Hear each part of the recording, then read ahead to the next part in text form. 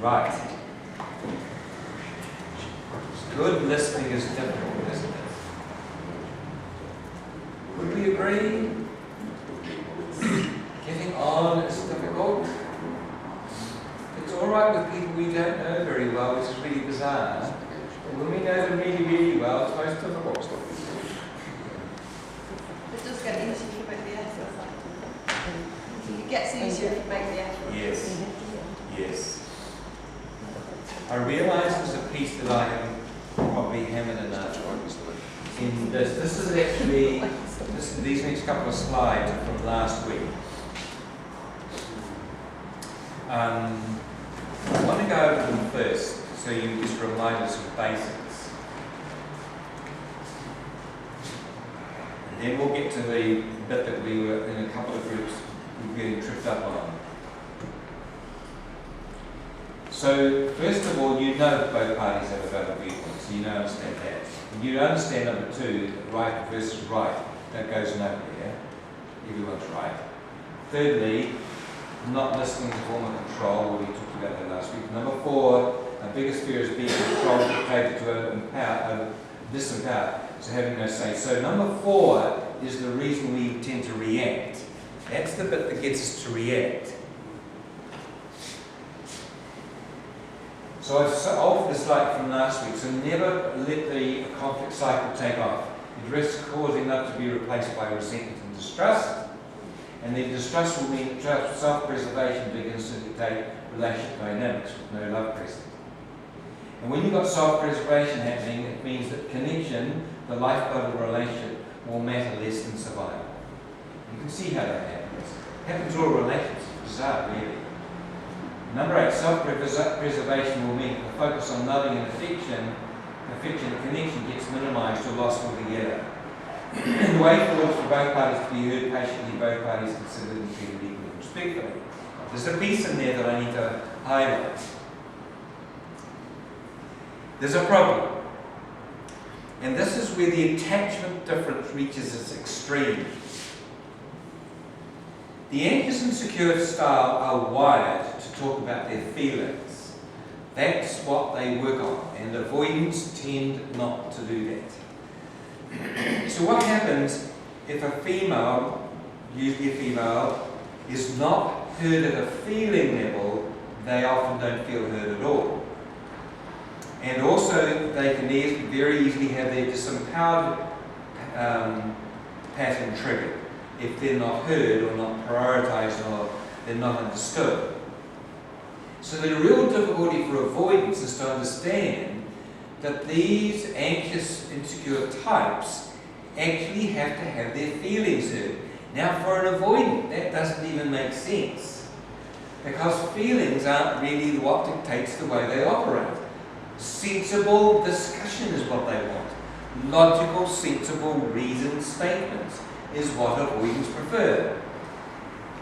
So the difficulty for avoidants is they're listening to something which they've got a different viewpoint on, but they can't reason that viewpoint even if they believe their partner is completely off track and is even saying things that they don't even think are true.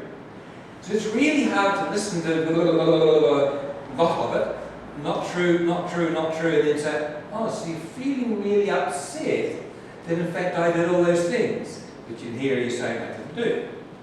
So this is really difficult, because the avoidant is being expected to empathise with the feelings that they didn't create, and they don't even think the story is accurate. This is very difficult. So the avoidant might say, well, I don't understand that story, and that's not my version. However, you're feeling upset because, or you're feeling hurt because. The crucial thing is, at that moment what you're doing is you're performing a loving act. You're not trying to be right. You're not even trying to get the whole thing accurate. You're just being loving by saying, oh, so you felt upset. Now yes, that person might have felt upset for no reason that the avoidant caused. Doesn't matter. As partners, our job really is to try and support a person who is upset or anxious or whatever it might be. So this is difficult for avoidance to do, particularly if the anxious person doesn't tell them feelings. If the anxious person tells story, and they tend to do that a lot, then what happens is the story is what the avoidant hears, and they think, that's right, no, that's not right, and that's an exaggeration, and that didn't happen. So what's happening is that if the anxious person's talking the story, it gets the avoidant into their alternative story. So the key is for the anxious person to talk feelings and minimize story. And what will happen also is that anxious types tend to like telling story and how awful it is. And the avoidance thinking, there's something behind the story, I don't know what it is, it's going on for a long time, I think that matters to them, but I can't work out how. So what's going on is they're trying to think, what's really behind that? So if the anxious person says, I got really upset when that was said, the avoidant says, oh, so you're feeling upset. Got it. You're feeling upset. The difficulty is, avoidants are not so good at emotion. So frequently they can't work it out. So if they're not told, they can learn after time, okay, you get anxious a lot of the time. Right, so you felt anxious, have I got that? You were anxious, were you? You know, this is like stab in the dark, were you anxious? Like, you can try that, and you're probably going to be close, and then they're going to say, no, I was really, really angry. So then that's confusing for the avoidant, because they sort of know that anger follows anxiety. So were you anxious before you? Then what happens is the anxious person is now trying to help the avoidant work out what's going on. Can you see it's a bit difficult? So the crucial thing is, anxious people really have to try and state the emotion early and keep the story concise. And it's usually the anxious person that starts conversation, because the anxious person is the connector. So they are good at connecting. They know when something needs to be talked about. The trouble is, if the relationship isn't in the habit of chat, frequently by the time they get to talking about it, the anxious person is already wound up and anxious and angry. That's why the anxious person really has to be able to say to their partner something like, okay, can we just sit down and talk this through? I've got something on my mind, I want to get it off my chest. Can we just sit and talk about this? You don't need to take it personally, because I know what's going on. I'm feeling anxious, I'm getting upset by it. It would be really helpful if you can listen to me. Now, that's the anxious person, like using an introduction, like a prefix, to try and get their partner on board. And it really works a treat, because the partner, as well as being avoidant, is also usually caught in story and task. So they have to move from being in task to being engaged. And that is much harder for avoidance to do than the anxious person. It takes quite a lot of energy, particularly if you're involved in tasks and think about stuff, to actually put that aside and say, oh, you're upset. So they've got to put that all down, even if not emailing, they're still thinking. So they've got to then go from the task onto, oh, you're having a bad day? Oh, right. So all of a sudden they have to go get into the emotion that the anxious person's feeling. You can see why we struggle with this. How do we know this when we're not taught? It's hard enough when you do know, right? So the crucial thing to understand is the avoidant really needs to stay engaged with the anxious person, and it helps if they reflect, so they can just say, oh, okay, that was upsetting, okay. Oh, you're bothered by it, okay. So the difficulty for the anxious person is, if the avoidant is just saying nothing, they say, are you there? Are you still with me? Which planet are you on at the minute? Are we still on planet Earth? That's the way it is for the anxious type, because they really want to know that their partner's engaged. They really worry about their partner disappearing, because growing up, the anxious person frequently had people who didn't listen to them, didn't understand them, didn't go through listening to them. So the anxious person often gets very nervous that they're going to be sidelined, overlooked, deprioritized. Is this making some sort of sense? So the avoidance challenge is to actually want to listen. Because the avoidant really, previous slide,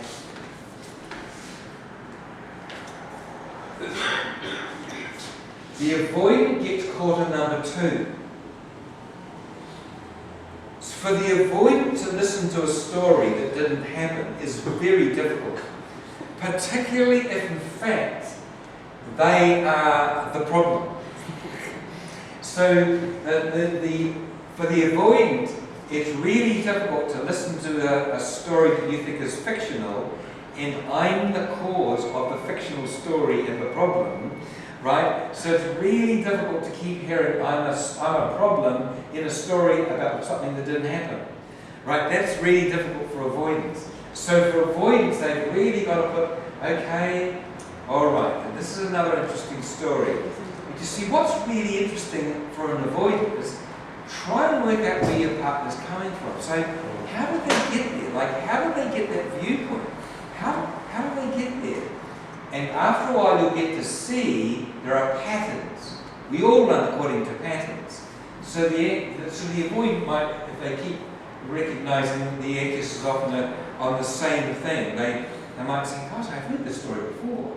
And that's interesting. I actually hear it quite often. Right, so what's behind that? Now, what will be driving it will be an emotion. And what the avoidants really find difficult is when they're reminded that this happened last week, and last year, and the year before, because what happens for the anxious types is when they get an emotion, they often feel all the other times when this injury occurred. It's like they get this flashback.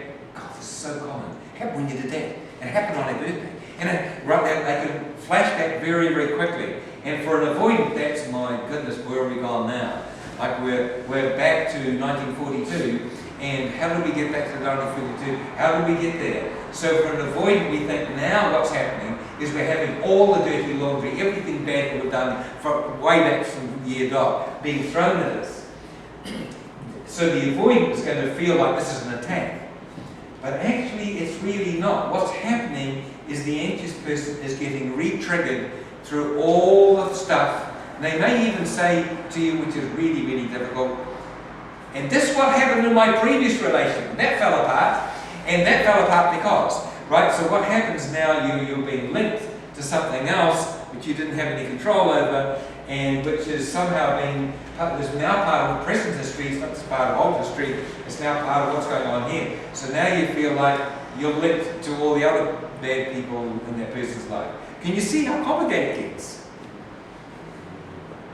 You want to make any comments, questions, thoughts, observations from your perspective, your version of right? Do you have a version of right you'd like me to put in here?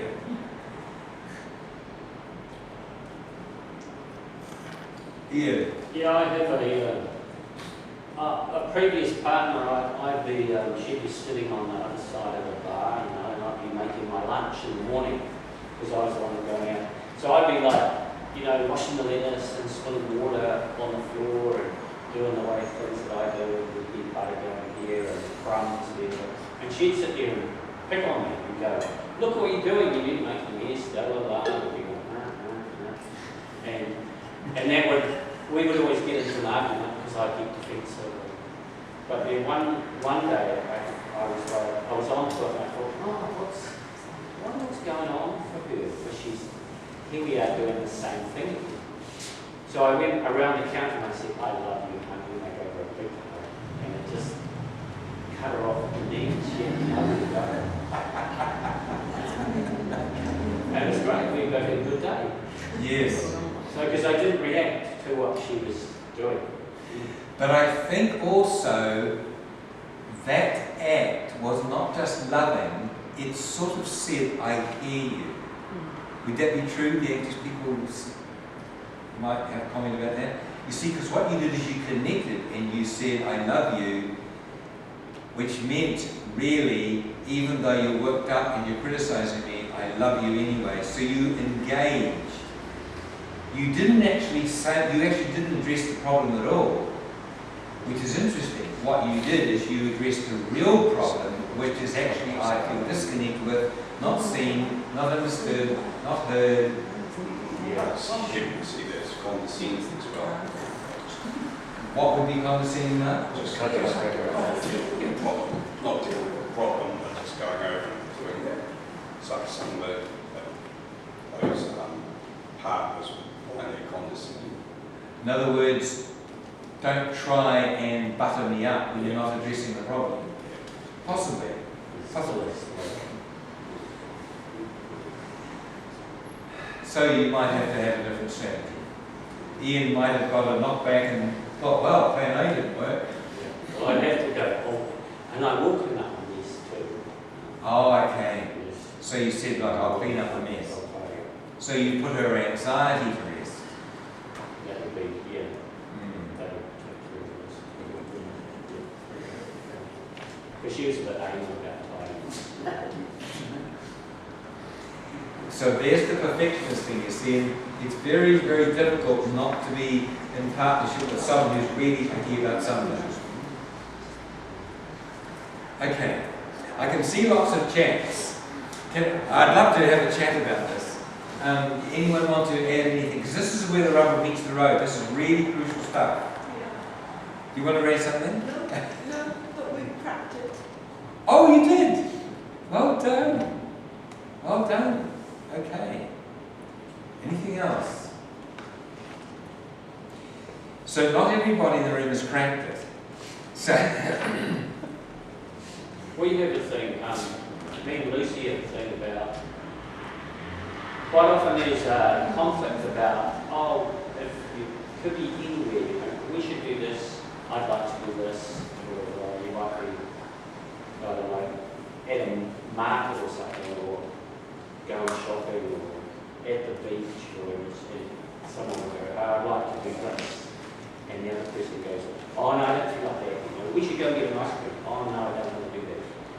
So we found that that was always a bit of a clash, so we decided to just say yes. Because it's not such a big deal about, I want to go get an ice cream. You go, okay, so you go get an ice cream. Whiskey, fish and chips, okay. Even if the other person would want fish and chips, it would be like, say, we can fish and chips, sit down. And it just in everything, it just keeps harmony happening. Yes, say yes. yes. I'm not too sure that everyone will be thinking that's a good idea. So let's just go over this a little bit. I think what you really decided, the two of you, was not to sweat the small stuff. Now that's a big issue, because often people do sweat the small stuff.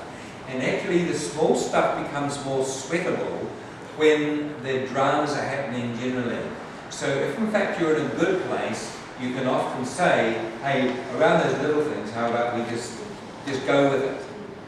But if in fact there are big arguments happening, it's harder to do that because people feel less safe that that's going to be doable. In other words, it's going to be the thin end of the wedge.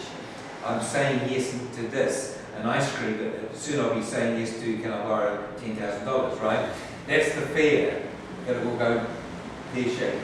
So I think what you guys did was recognise that a lot of stuff just doesn't need to be sweated over. Yeah, because it doesn't matter. It doesn't really matter. Yes. If you're really buy a big pot of honey, you're at the market. No. Yes. Yeah, well, it doesn't matter. Yes. Exactly. Even if I find some time, that pot of honey probably won't break the bank. So yes, so that's again not sweating the small stuff. It's a very good point. Anyone want to add more? Other viewpoints? Got a couple of slides here. I'm just trying to remind myself where they are. Okay, let's just go through this because I think we went through this before.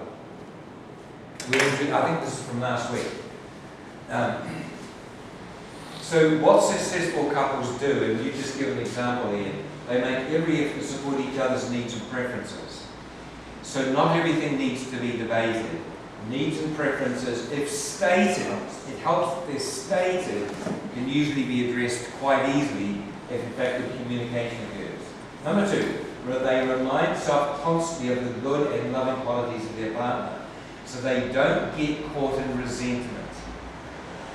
So easy to get buried in the glass half empty. Thirdly, they go out of their way to take time to work through difficulties, respecting the need for mutual support as well as best for each other. Now, you'd be surprised at how many couples never do number three. They don't go out of their way to take time to work through difficulties. They just don't spend time discussing it. Number four, they focus on the glass half full and remind themselves and their partner of the value of this, e.g. appreciating each other. And number five, they never take their relationship for granted, but constantly make efforts to improve their connection, which I'm going to talk a little bit more later. So the crucial thing is, this listening skill is really the thing that gets in the way of most couples. It is the biggest problem in couples work. I've trained in lots of different modalities. Over the years, many different modalities. And what has really perplexed me is that not one modality I've trained in teaches couples how to listen better. Not one. Have you ever been trained in one? So, either of you guys, in a modality that actually teaches how to listen better? I think the principles of Imago. Yes, Imago probably would be, although even that is somewhat stilted, but yes, the whole idea of reflecting exactly what the other, that's true. Imago does, yeah. So what Imago does is it gets partners to opposite each other, and if one person says ABC, the other person really has to reflect ABC, sort of exactly. And what that puts pressure on is the person talking about feelings. They know if they're going to have to want their feelings reflected, they've got to have the feelings stated. So if they're going to get it reflected back, they've got to state it, which is really, really helpful. But yes, that would be true of markets. It can be very alienating for couples who are in a lot of reactivity. Yes, yes. It does slow people down, it's true. Okay, how about we have a break? I think we need a break. You can come back after the break and talk about that stuff.